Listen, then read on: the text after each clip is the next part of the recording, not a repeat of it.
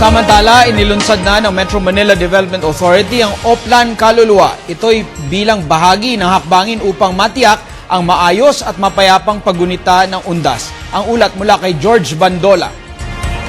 Opisyal nang sinimulan ng Metro Manila Development Authority ang Oplan Kaluluwa 2012 nito. Epektibo mula October 26 hanggang umaga ng November 5 ang Oplan. Aabot daw sa 8 hanggang 10,000 tauhan mula sa MMDA, pulisya at mga local government units sa Metro Manila ang mga ngalaga sa kaayusan sa undas. Maaga pa lang, nagkaroon na ng briefing ang MMDA at mga local authorities at cemetery administrators. Ang mga napagkasunduan, bago mag-October 31, lilinisin na ng mga LGU sa mga sementeryo sa kanilang nasasakupan, lalo na sa Manila North Cemetery, Manila South Cemetery, Loyola Memorial Park sa Marikina at Manila Memorial Park sa Parañaque.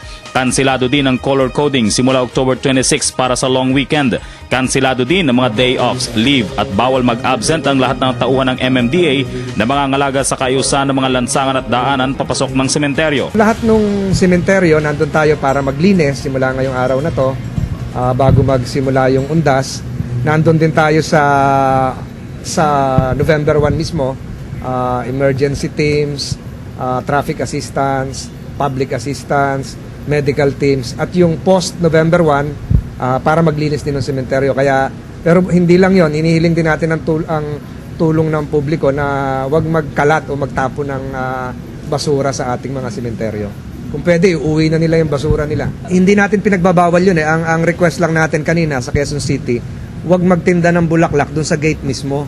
Kailangan dun sa sidewalk pa lang, malayo dun sa gate, kasi yung gate, papasok yung sasakyan, nagbabara doon. Nabanggit kanina yung sa Novaliches, nabanggit yung sa Holy Cross. So yun din yung request natin sa Parañaque na ilayo ng kaunti sa gate yung bentahan ng kandila.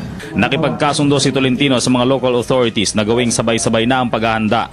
Paigtingin ang pagbabantay sa Araneta Cubao Bus Terminal, EDSA Cubao Bus Terminals, EDSA Pasay Taft Bus Terminal, EDSA Balintawak, Sampaloc Bus Terminals, Dangwa at Mindanao Avenue patungong NLEX. Para sa Telebisyon ng Bayan, George Bandola.